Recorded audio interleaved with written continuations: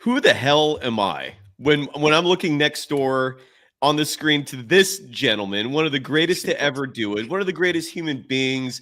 I'm grateful and appreciative forever for just spending minutes with this individual. And you folks in your living rooms, on your devices, wherever you are in your cars, you get to enjoy what I'm enjoying, which is the company of one of the greatest to ever do it in basketball and on the planet. He's not just an incredible basketball player. He's an incredible human being. Have I buttered you up enough, sir? Hall of Famer Rick Barry, one of the 50 greatest players in the history of the NBA. And we're going to talk about that great win from the Golden State Warriors last night. Let's get into it. It's the Golden. They always find something to nitpick, and that's because there's expectations for us to win. It was a pretty crazy night. Let's go. In a minute, I'ma need a sentimental man or woman to pump me up. Come on and break me off. 'Cause I get what I want and I like what I see. If you got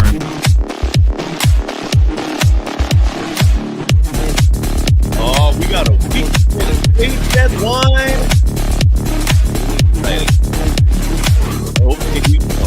All right. This is the Rick Barry Show. We do this every week. It's presented by Dr. Tom Rosanelli, the hair restoration specialist. All you have to do, gentlemen, if you're dealing with hair loss, with thinning, whatever is going on that is causing you to look at yourself in the mirror and think, I got to do something about this. That is why you call Dr. Tom Rosanelli, the hair restoration specialist, 415-931-9881. Again, 415-931-9881, or visit rosanelli.com for, you could also, and the website's important because you can do a free virtual consultation. You don't have to go to his offices in San Francisco to find out if he's the right person for you to make yourself feel better, look better. And this season is the 50th anniversary of the Warriors winning the championship in 1975, pulling off arguably the greatest upset in professional sports history, sweeping the vaunted Washington Bullets, kicking their ass out of the building. 4-0 sweep for your Golden State Warriors, led by Finals MVP Rick Barry right there, because it's 50 years that's coming up for that championship season. Dr. Rosanelli is offering you a $500 discount, adding an extra $0. Rick, you can provide the testimonial yourself. You're a former patient of Dr. Tom Rosanelli. Why should people, at a bare minimum, either call 415-931-9881 or visit rosanelli.com? Why should they do that, sir? Well, because there's a lot of other places that are out there that have a large number. They're like, call them like factories, I guess. A lot of people, you don't know who you're going to get. You don't know the experience the person has. And here you have someone who specializes and that has done it for so many years, is up on the modern techniques. Biggest problem I have with Dr. Rosanelli is that I didn't meet him years ago before I had the first procedures done. So, yeah, he's a great guy on top of it. And, that's who you're going to get. And you can go in, get yourself a free consultation, check it out. If you don't like what you see in the mirror because you're seeing too many shiny spots on your head, then go in and see Dr. Rosanelli. Yes, exactly.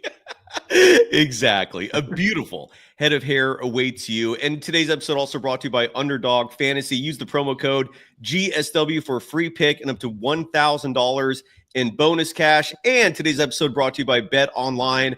The game starts here. The Super Bowl is just a week away, folks. And now, if you're ever going to decide to play some money down, Super Bowl Sunday is it. It's just over a week away. Again, visit the website of BetOnline, the world's most trusted betting platform. The game starts here. Rick, that was a fantastic victory for the Golden State Warriors last night. Second time in 3 meetings that the Warriors have beaten the OKC Thunder. The one loss was still very close. It was 105-101, I believe, in a game where Stephen Curry wasn't even playing. Your reaction, sir, to a game, again, I think made Dub Nation very giddy.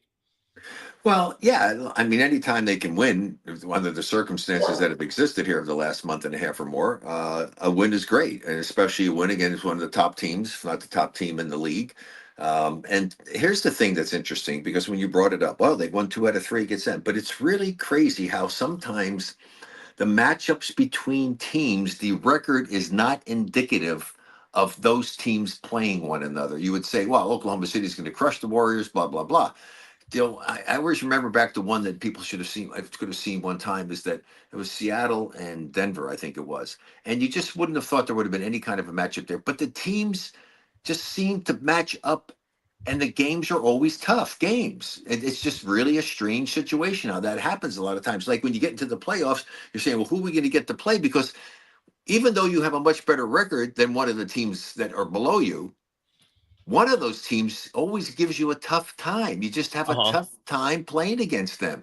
And so you really don't want to necessarily get matched up with that particular team. And in this case, I would think the way things have looked now, the Warriors get their act together, the season goes on, and they make it into the playoffs.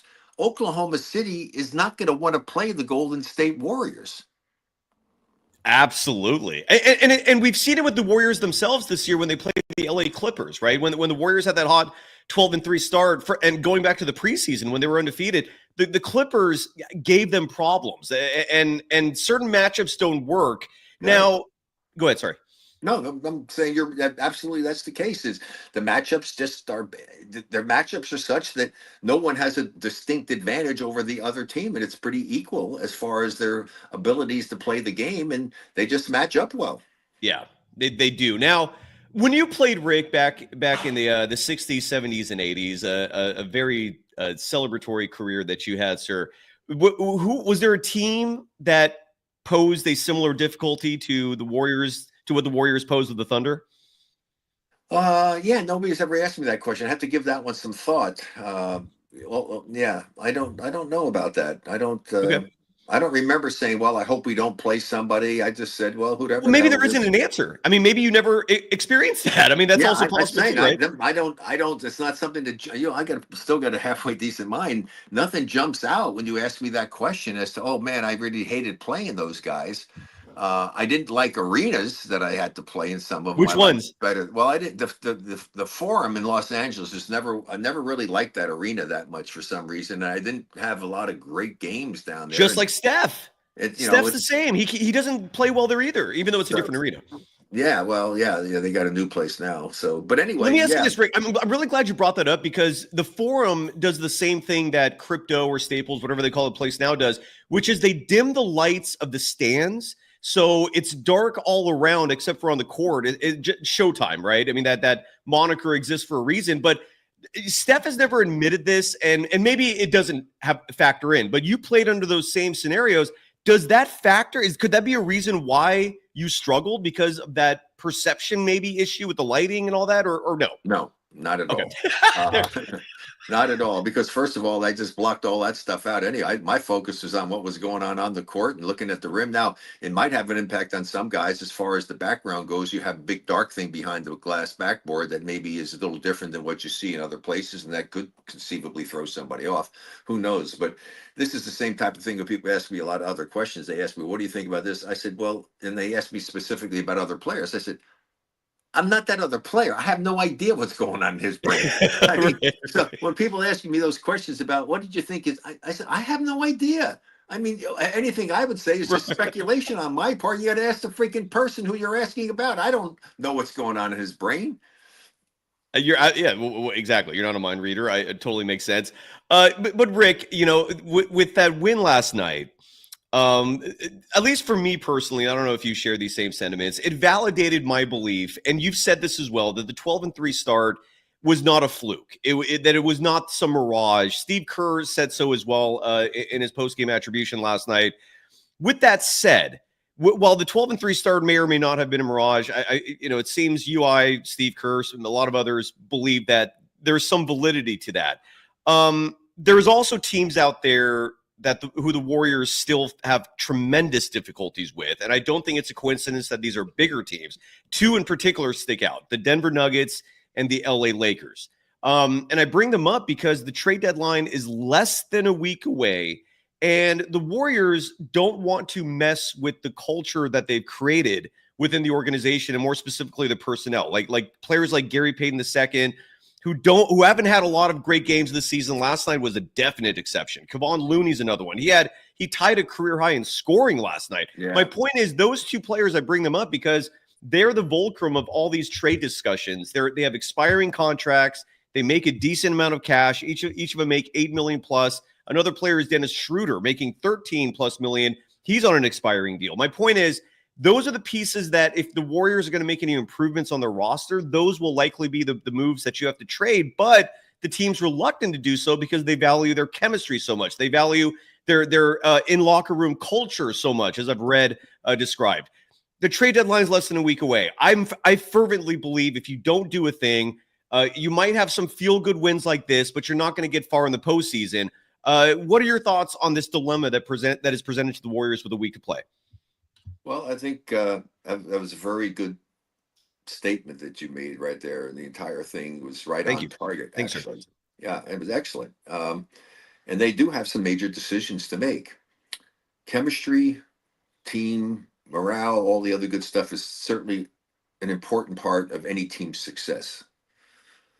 But to try to keep that and hope that that's going to get you to win a championship, you brought up, it only goes so far. You still have to perform out on the court. Now, somebody may be good and they step up and get you one in here and there, but that's the problem, is that you got a lot of people who can do that. I mean, you got them to do that. You need something a little extra. What they're doing is hopefully they played well enough to help you to win a game, which is great. And that's what you expect your players, all of them, to be able to do occasionally. But you got to take the team to another level. And so if you can make a move and you can take advantage of the situation that you mentioned, which is great research again, that the bigger teams, the Denver Nuggets, who I've always felt give Warriors a problem. Yes. But the people with the size, eventually you may wind up having to play some of those teams. And so if you really want to get further in the playoffs, you got to be able to adjust that you can do a better job against those particular teams. This would be a perfect situation for the Warriors if they play well, get going. If they don't make a move and they get into the playoffs, more than likely, both of those teams are going to be in the playoffs in the Western Conference. And so you're going to then sit back and say, I hope we're not going to play them, knowing full well that they're a real problem for you. Yes. And so you don't want to be in a situation that it matters to you who you play in the playoffs in the first round or in the second round. Well said. We're right back at you. Well said, sir, from your perspective. I wholeheartedly agree. You know, the 49ers, I feel like back in the and you were very in tune with the Bay Area. I know it's a different sport, different team, but the 49ers dynasty of the 80s and 90s, I thought laid the blueprint for how you sustain success, which is you maintain the relationships with the players who got you there, but you also move on. When the time comes, we're all physical beings. We're not going to stay great forever in anything we do. And, the Niners transitioned, and kept things relevant for a long time. And I feel like that's the conflict within the Warriors right now, is knowing when to move on and when to stay with certain individuals to sustain that greatness.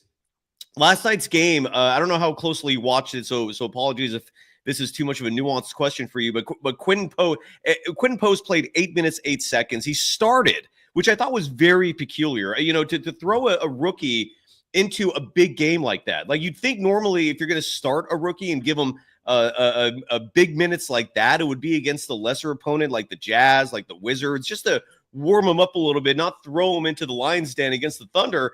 And he struggled. He pulled a big fat nothing burger, I think.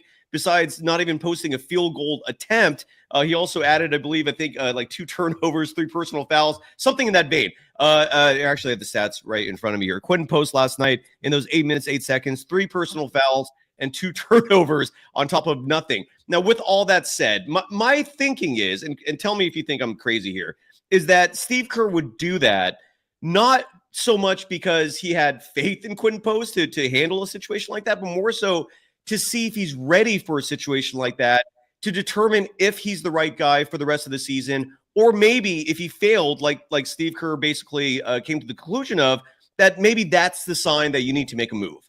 In other words, was the Quentin Post minutes an addition, is what I'm asking from your perspective, or do you think he just went with his gut? Like what are your thoughts? Okay, so you're now asking me the same thing we just talked about. How the hell do I know what Steve Kerr is talking about? I mean, Steve Kerr. He's got to make his own decisions in doing it. All the things you brought up are certainly scenarios that can conceivably be a factor. Okay. But my thing is that, yeah, putting him in that situation, I mean, you're putting him in against one of the top teams. and as we talked about on the last show, Yeah, these guys they deserve a shot to try to see what they can do possibly. Okay. But the thing about it is that if they do get a chance, like in his case, he went out and laid an egg. Okay. So if you're a player that has shown that you can do some certain things to help out, you got to be consistent. Yes. I mean, so for him, if he had gone out and done anything at all, I think he would have solidified his chances. And I agree with you. And may have said, you know what, shit, we don't have to make a move. This may be the thing that they looked at and saw and said, wow, we can't rely on him to be the Right. guy to give us what we need in that situation, because here we put him in here and he didn't even show anything. Okay. But everybody has bad games. I mean, if you had looked at me and watched me playing one game during the course of a season and saw what I did, like, you know, you get, God, we're going to draft this guy. What do you? And because even in an NBA season, I was told by my then father-in-law, former coach, Bruce Hale from Miami, who was a pro player. He says, Rick, you're going to have 8 to 10 games during that 80-game season when things aren't going well. And you're going to have a tough time doing it. So you got to always be prepared to go and do something to make it worthy of you being on the court. Because otherwise, one of your teammates should be out there, because you got to do something. If the shooting's not going, go rebound some more, play tougher defense, get some more assists. You have to be doing something to justify your being on the damn court when you're having a tough night offensively. And so, but you also have to show other things. I mean, to go and do nothing at all, didn't even try to get a shot. I mean, that was not good. Get 2 turnovers. Of course, one of them could have been an offensive foul. But anyway, 2 turnovers and 3 turnovers and 3 fouls. I mean, that's not a good thing. So, and the same thing goes back talking about all the other players that we were talking about doing. I mean, you have to, when you get, even if it's 8 minutes, 9 minutes, you got to go out there and bust your hump and do something. Go and get a freaking rebound. Do something to get the attention of the coach, to show him that, you know, you can do this. You can get it done. You can't. I used to say this to my son, Canyon and Scooter, who's alike in ways. You can't just be out there. Mm-hmm. Go do something. Absolutely. Well, and look, you were the number 2 pick in the draft. And you had one of the greatest rookie seasons, if I'm not mistaken, ever. Did you ever have nights like what Quinton Post had his rookie season? Not that I can recall. Not that I can that's recall. rough. But at the same time, Ricky, I feel like 8 minutes is a difficult sample size to cast. No, and yes, I'm saying that's the case, and it's unfortunate maybe that he got in there, but maybe, you know, Steve, like you say, wanted to put him in the fire. I mean, and just do it gently. But you also have the damage of doing something and ruining the guy's psyche. I mean, you know, I hope that he gets over this and just passes it off. Hey, I had a bad night. That's it. It's over. Don't be focusing on this. Come on. You know, we need you to be able to do something and try to help this team out. Everybody has a bad game. Write it off. It's one of the bad games you had this season. It's okay. Forget it. It's over. Yeah. He can't dwell on this. If I was a coach and doing stuff, I would be talking to him just about that right now, right after that game. I would have gone up to him and said, look, blah, blah, blah, be boom, boom. You never want players to be curious as to, well, what the hell is the coach thinking? What's going on? In this situation, putting him in, doing nothing, getting tanked out, never getting back in the game. To me, I'm talking to that guy after the game. Yes. I got to talk to him. I can lose him. Good point. I got to let him know. I got to let him know that was okay. You know, hey, disappointed and stuff, but it's okay. That stuff happens. Don't you get down. Forget about that. Focus on the next opportunity that you're going to get. It's okay. Now he's fine. Now his head's not going, oh my God, what's going to happen to me? You need to do that as a coach. Yeah, I hope for look, I'm going to guess here. I'm going to assume, and I know assuming is not typically the wisest thing to do, but I'm going to hope at least that that's what happened last night. And I think Quinton Post came in the game one other time, but it wasn't his night. And look, Isaiah Hartenstein's a great player as well. And let's hope that was an anomaly. But at the same time, I also do hope that maybe seeing that was a catalyst for the Warriors to go, okay, look, this Quinton Post might be the guy at some point, not now. Let's go make a move. Nikola Vucevic's name has been Rick, you and I feel like we've been talking about Vucevic months before everyone else. And his name is now strongly linked to the Warriors. Speaking of young players, by the way, another player I wanted to bring up, and his name was jokingly mentioned early in the show, and it tied into the Dr. Rosanelli ad read, and that was Brandon Pajemski. I think he had a rough start to the season, Oh, And the pod let's man had a go. nice game last night. The pod man, he came to play. Yes, That's the sir. kind of That's stuff that's that where I was leading with that's his. the kind of, but this is what we talked about early. Listen, it's just part of the season. And now he showed you, he came in, he did the kind of things that we know he's capable of doing. It's great for his confidence. So that was a good sign. I was glad to see that. Santos, okay, didn't shoot the ball well, didn't get many shots, didn't get a lot of minutes. But what I liked about him is he did something. He got 7 freaking Yes. rebounds. Yes. Right? Exactly. He got 7 rebounds. So he did something. That's exactly what I just got done talking about. And that was great on his part, okay? So the coach had to notice. I mean, hell, the guy, okay, but he only got 3 shots. I mean, hell, if he had 7 3-point shots, he'd liable to have made 4 or 5 of them. Who the hell knows? But the bottom line is, if he played hard, he got 7 freaking rebounds. So this is an area the Warriors have to be concerned about. Yes, sir. 100% with you on that. And I noticed, I brought this up on the show last night, that the Warriors, I saw them getting killed routinely on the offensive glass. OKC was getting so many second and third chance opportunities. They just weren't taking advantage of them. I think they shot below 20% or right around 20% from 3-point. OKC more specifically shooting 23.1% from 3, 9 of 39. The But Warriors, what did they get? How many offensive rebounds did they get? 17. There you go. That's insane. That is insane. I said the exact same thing. I kept and that's where players like Guy Santos, even if he's not making his shots, the energy and the size and the tough. I love this kid. I heard someone in the audience last night, Rick. I don't know if you'll appreciate this. And it wasn't intentional; it was accidental. But I'm rolling with this now. Called him Gooey Santos. So I'm rolling with the gooey. Maybe that's insulting. I don't know. Maybe that's not gooey. Well, that means that he kind of sticks everywhere or sticks around. Yeah, exactly. I don't know. It just made me fun. What are Rick? How about How about here's a word that I always remember. I'm digressing right now. There was a commercial called Nuco butter or margarine, NUC whatever it is, and they spell it out. And it was the new ubiquitous comestible. Okay, overall, I can't believe I still remember that. So it was a good ad, right? Yes, ubiquitous. That's what I'm saying. So you can call him Ubi. Ubiquitous means everywhere. So you'll be Ubi. Ubiquitous. I love the kid, I hope he gets minutes moving forward on a consistent basis, especially when Draymond Green and Jonathan Kuminga come back. But Brandon Pajemski, I just wanted to follow up on that because his early season struggles, I'm starting to really think that it correlated with that mask and the issues he had with his broken nose. And like, do you think there was a correlation there with his struggles early in the season? And again, my thing is, what you're saying, yes, that could definitely have been a factor. It's just who the heck knows. Bottom line is, doesn't matter. He had it. It's in the past. Forget it. Let's look at what he just did last night and let's move on. Exactly. I'm really loving what we're seeing from this kid. And in my opinion, at least, it makes Dennis Schroeder expendable when we're talking about trades because Pajemski can handle that same role and then some.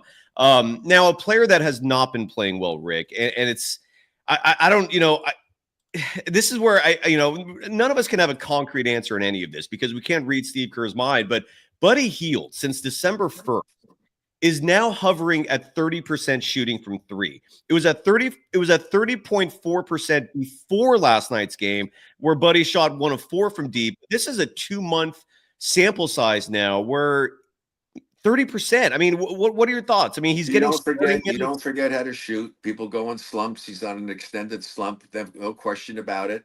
But I also saw that he got 5 rebounds as well when he was in the game. He also got 4 assists. He was doing other things out there, and that's what happened. Shooters shoot. He's a shooter. Yeah, exactly. Shooters shoot.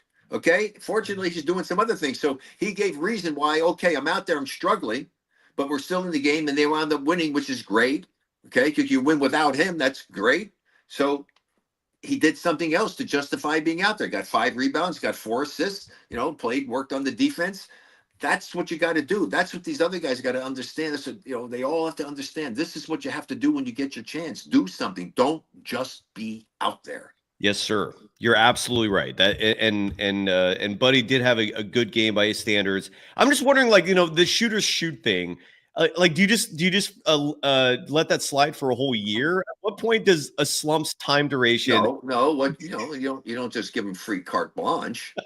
You still have the reins on. It's not like you let him like a wild pony out in the wilderness. No, you got the bit in his mouth and you got the reins and you give him in the reins and you're letting him go. But sometimes you got to pull back on the reins a little bit, okay?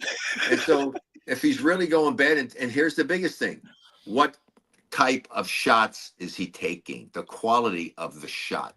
Okay, so that's what you examine and say, look, you're making bad decisions on the shots that you're taking.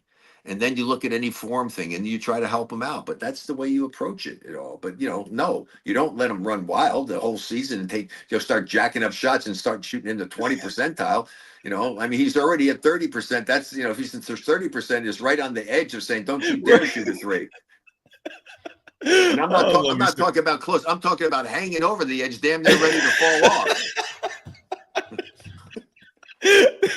Oh my God, you're making me laugh. Rick, I honestly don't. Were you the last player who's had their jersey hang from the rafters? Was it Chris Mullin? Who's the most recent? Chris Mullin. Okay, so and I bring this up because Andre Iguodala, it was announced this week that his jersey, the number 9, is going to join your jersey, number 24, in the rafters. Happy for him. Same. There are some people out there hating on that, though, like Chris Russo, for example, of Mad Dog. I think you're familiar with him. I'm guessing you've been on his. Can't stand Mad Dog. You're killing me, too. But he came out. The reason why I bring him up is because he said Iguodala shouldn't get his number retired. What are your thoughts on that? What the hell is Chris Russo to say about anything? He thinks he knows everything. Unbelievable. We got into a big thing. We got in a big thing about the one play when LeBron in the playoffs a number of years ago, and he went in and he kicked it back out, right? Maybe he kicked the play. But he kicked it out to one of the best 3-point shooters in the game. Yes. And got major grief about that. And Russo was over the thing talking about, well, he should have. I said, what the? And so we got into it. Yeah, that's. I'll leave it at that. I don't. And again, I don't know. Who knows if what he says sometimes is clickbait type, sensationalist stuff to attract attention. But it is wild to have an opinion that Andre Iguodala should not have his number retired. So I don't know how many jerseys are up there now. I personally think the Hall of Fame has been a little too loose in regards to who they let in. Your opinion matters a million times more than I do on that topic. But actually, I would love to get your thoughts on that. Does the Hall of Fame let players in too easily these days? Much easier than a lot of other sports. I would just say that. That's fair. What about the jersey retirements? Are there any players? And again, you don't. Maybe this is too weird of a question. I apologize, but I was just curious from your perspective. Like, are there jerseys you ever see retired, if not at Chase Center, other arenas, that you sometimes look at and go, I don't know about that? Like Arthur Blank, for example, the owner of the Atlanta Falcons. He never played, but I think they retired his name or like that stuff's kind of crazy. Are there ever moments where you look at jersey retirements to think, I don't know about that, or has that never happened to you? No, I see the ones that are up there, but I mean, listen, here's the thing. The owner of the team is entitled to retire whatever the hell jersey he wants. That's his team, his prerogative. He has control over it. And, there may be situations there, that because of the relationship that they had and, the player was a nice player for the team. It may go beyond thinking that they're Hall of Fame quality players, and unless they're in the Hall of Fame, they shouldn't be hanging up there. I don't think that's the case. It's a matter of your impact on that franchise in that city and what you meant to that owner and that team. And I think one of the cases for that would be Tom Sherry's jersey. Oh, okay. And that was Tom. He was one of the great guys, the hard-nosed worker, terrific guy, great relationship with Frank Muley, the owner of the team. And, made a really great contribution and was a nice part of the Warriors during that time. And so Franklin decided to retire his jersey, justifiably so, no problem. We have some breaking news here, Rick, as we start to wrap up the show. The NBA Eastern and Western Conference All-Star Reserves have been announced. How many All-Star games did you make, Rick? I know the ABA kind of skews things a little bit, probably lowers the number that it should have been. But how many All-Star games did you make? They don't count the ABA ones and doing stuff at all. But I don't know. I think it was something like I don't know. To be honest, I don't pay attention to that kind of stuff. I mean, that's the whole thing now. I've learned more about myself statistically wise that I've had any idea that I did, that are crazy records that are there that most people wouldn't even guess. And so, but I didn't play and think about that. All I thought about is, did I win? Did I win the freaking help win this game? Not I, our team. Did we win the game? That's shit. That's what it's about. It's not about individual accomplishments. It's, again, my analogy quickly is that it's like taking a birthday cake. Okay, you have a birthday cake, right? Okay, well, let's take the birthday cake, put it on the side. Let's take the icing. Let's take the cherries, the candles, all the wonderful adornments. Throw those on the plate with no cake. Doesn't look that good, does it? No. So if you have all these awards and you made this all-star team and you did the scoring thing, or you were steals leader, rebounds, assists, whatever it is, take all of those things and put them there without the cake. And it's nothing. Yeah. Get the cake. It's just it's just plain. And then I'm blessed to have gotten the cake, and I have a lot of those other things to put on it. Bruce Morrow in the chat, by the way, doing our research for us. Thank you, Bruce. Bringing up that you were the NBA All-Star Game MVP in 1967. Wait, was that your rookie year? 58 years ago it was. It was my second year in the league. Second, okay. Yeah, second year in the league. So incredible. Yeah, it was pretty special. It was amazing. I think 12 or 13 of the 20 players, they only had 10 men on each All-Star team from each conference. 12 or 13, I think, were top 50 players. Top 50 players. Yeah, unbelievable. And I think 7 or 8 of them were Hall of Famers.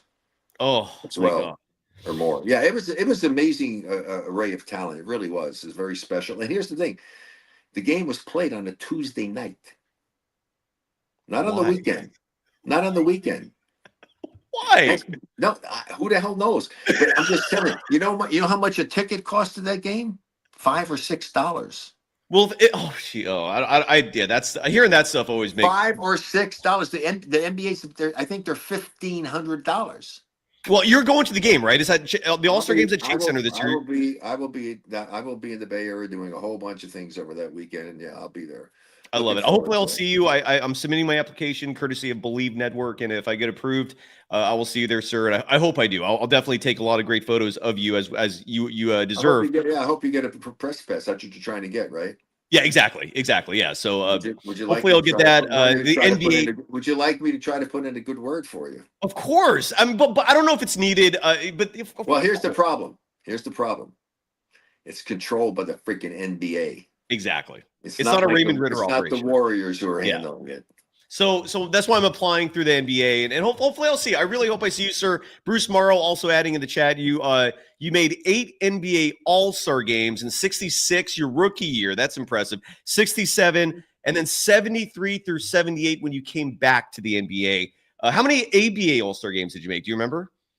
Well, I was there 5 or 4 years. Well, every year I made one. Every year, okay. So maybe 12. I think it's 12. Now 8 and 4. Yeah, I think that's right. 8 and 4. So 12 total, including the ABA. Well, I've seen that someplace before, so that's why it's resonating with me. So 12 total All-Star teams, yeah. You know, when people bring up Mamba mentality, I have to say this because, and that reference is applied to Kobe Bryant and the mental toughness he had, the pursuit of greatness he had. I feel like Mamba mentality was started not by Kobe Bryant, not by Michael Jordan, and maybe there was a predecessor to you, but you, sir, you embody that. Like every word that ever comes out of your mouth, the humility you express, the desire for winning, which is the goal of competitive sports. Like, who inspired you to have that attitude? Probably if my anyone. father. My father was basically he was a bit of a perfectionist, really good semi-pro player and coach. And he always instilled in me, you should take great pride in everything that you do and give your best effort. And that's why I am proud of the fact that I never put on a uniform without giving my best effort that night or that afternoon or whatever the hell it took place.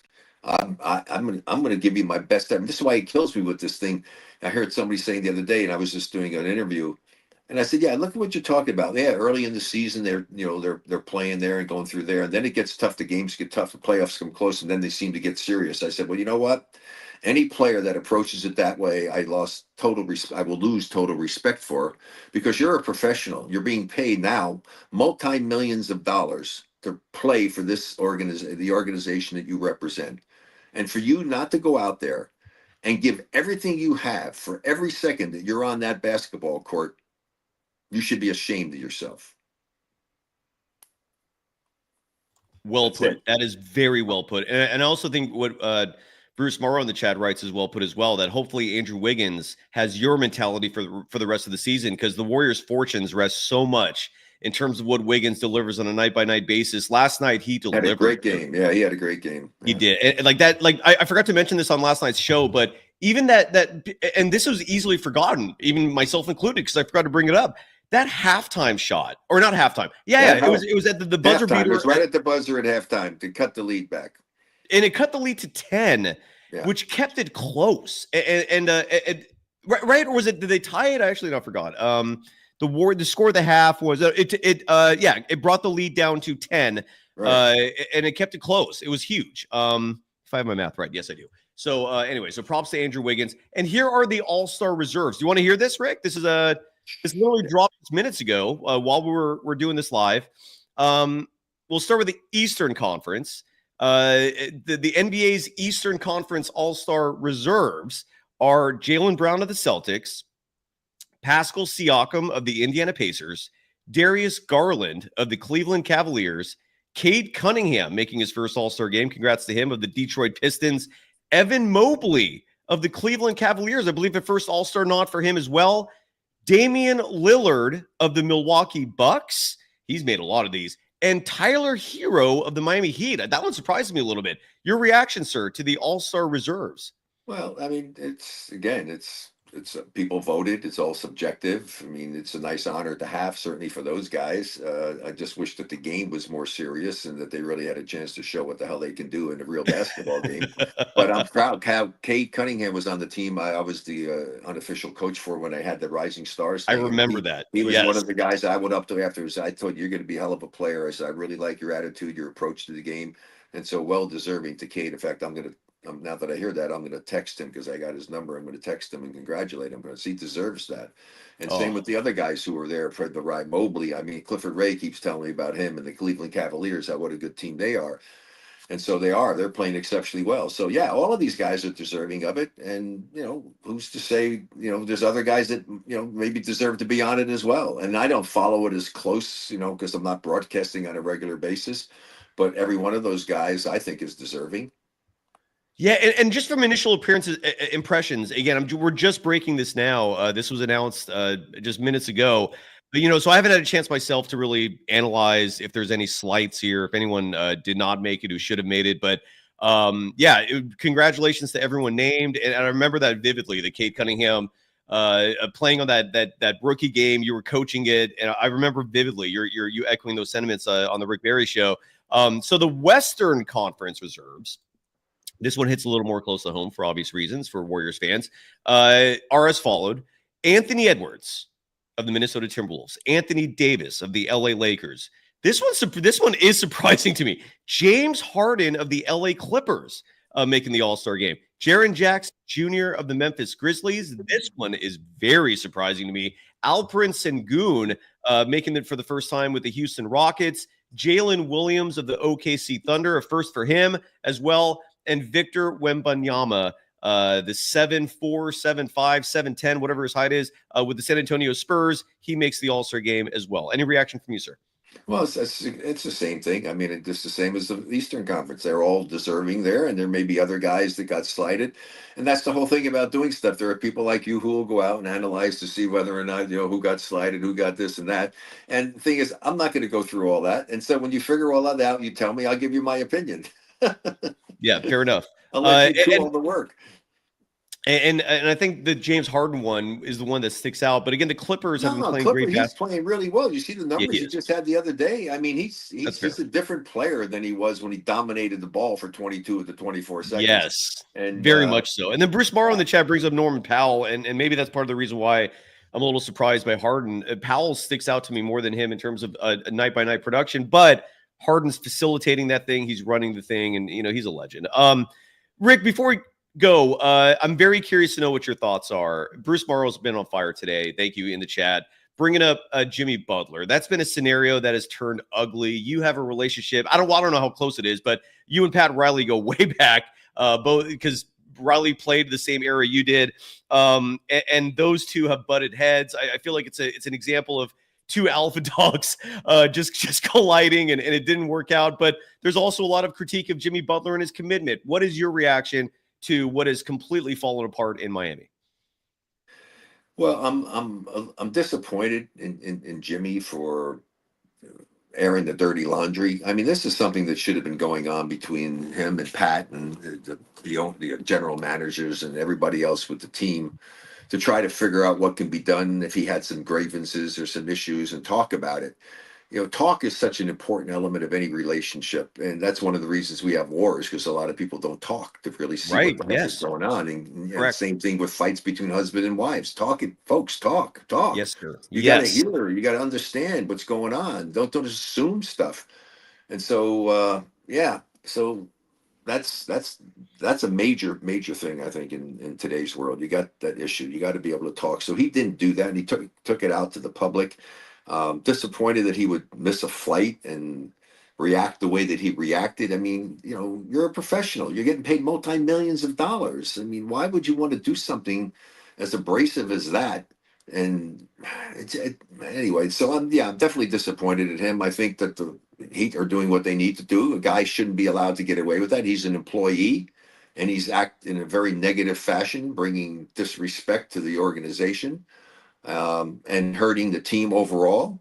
And so I think it's fine what they're doing. They should do that. The guy should have to pay a penalty for that. And it's wrong on so many levels. Yeah, he's clearly trying to force his way out. The last incident, piggybacking off what you had said about Butler missing practices, he showed up to a practice, was told he's not going to start, and just left. Yeah, that's what I'm talking about. The stuff for practice. Yeah, he just walked out. Hey, the bottom line of it is hey, you're on the team. This is what you got to do. You got to do what the coach says. This is what I'm saying. If you got in and been talking about this stuff when the moment you had an issue, then it hopefully could have gotten resolved in a very positive fashion. And now it's turning ugly. It is. And I'm curious to see what happens. The trade deadline is now less than a week away. Very exciting times in the NBA and for the Warriors, who next play the Phoenix Suns tomorrow night at Chase Center. We'll be covering that live, obviously, right here on Golden Days. And each week, we'll be joined by Rick Barry, the Hall of Famer for the Rick Barry Show, brought to you by Dr. Tom Rosanelli, hair restoration specialist. And again, if you mention the Hall of Famer's name, Rick Barry, you get a $500 discount, piggybacking off the 50th anniversary of Rick's championship team in 1975. Incredible. I know, Rick, it's shocking to you. It's been 50 years. Time just... The fact that this all flies by, it's wild. You just got to enjoy every second. And one of the most profound thing my father ever said to me: "Son, the older you get, the faster the years go by." So true. It's so true. You're right. Did Canyon, by the way? I noticed the other night they celebrated Stephen Curry winning the Team USA Player of the Year award. Steve Kerr got the no. Who won the 3x3? Do you know, or does it matter? Dylan Travis. I've never even heard of that guy. Who's Dylan Travis? He was one of the members of the team. 4 guys that were on the team.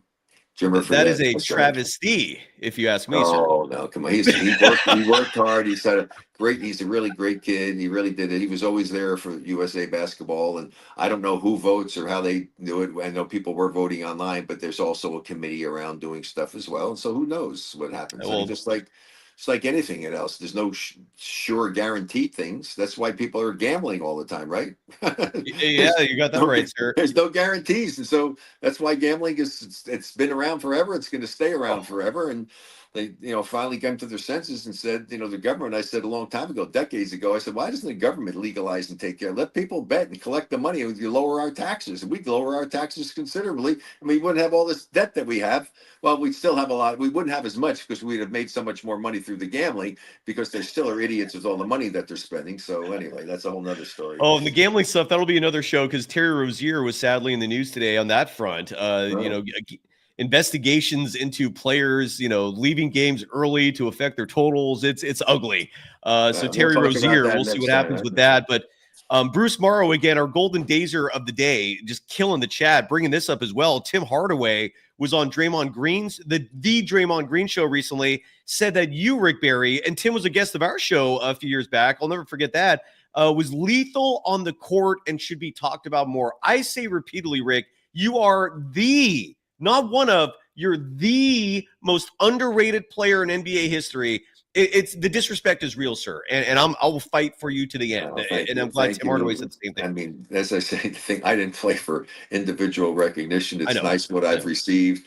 And the bottom line is I was able to, have a championship ring in both the ABA and the NBA. It would have been nice to have done it in the NCAA too, as well. But I mean, I'm all about one thing, and that's winning. Yes, sir. Absolutely.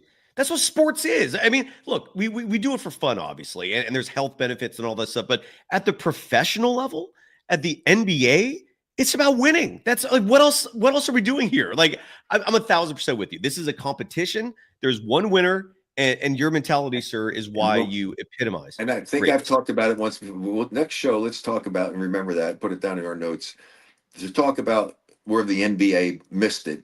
And professional sports missed it. I think I've talked about this, that they missed the boat by not using what I'm going to talk about next week as far as contractually. It would have changed sports so dramatically, been unbelievable. That's a tease, and I've got it in the notes, sir. I'll bring it up next week. Right. We'll definitely talk about that each week. It's the Rick Barry Show here, brought to you by Dr. Tom Rosanelli. Rick, you've got other ventures going on. Let's put some stuff down there for my other thing. I don't know what order you got them in. We've got a bunch I'll follow of your stuff lead. I'll follow your lead. So you can go to Medicaleaf, MEDICILEAF.com. You can go to GoSleeves.com, GOSLEEVES.com, or you can go to ALOEMD, ALOEMD.com, and use the code RB24, small r, small b, 24, and you get a nice discount. Two of them are cannabinoid products, no THC in them, unbelievable products. The Ultimate Repair X for the ALOMD, and they got a lot of other great products there as well that your wife might really love. The aloe products are amazing. And then the Medicaleaf.com is all about the cannabinoids as well. And the one that I use all of them, but the one that I really use when I have a real issue is the Platinum Pro Salve. Unbelievable products. I hope they work for you as well as me. I never play pickleball without my Go Sleeves. And even my wife, who never usually loves anything at all, today and said, honey, boy, that Go Sleeve is really great. And it has kinesio tape built into it. It's a tremendous, tremendous product. So give it a shot. Oh, beautiful. And Rick, if you don't mind relaying a message to the scientists creating these products, if they want to throw in some THC, that's okay too. I won't complain or say a word, I promise. You're speaking like a true Californian. Absolutely. I love you, sir. Go Warriors. And I think we're done. Is that it, sir? Are we good? Yeah, that's it. We'll chat next week, and you have a great weekend as well as everybody else. You too, sir. Thank you. Thank you, everyone. Bye-bye.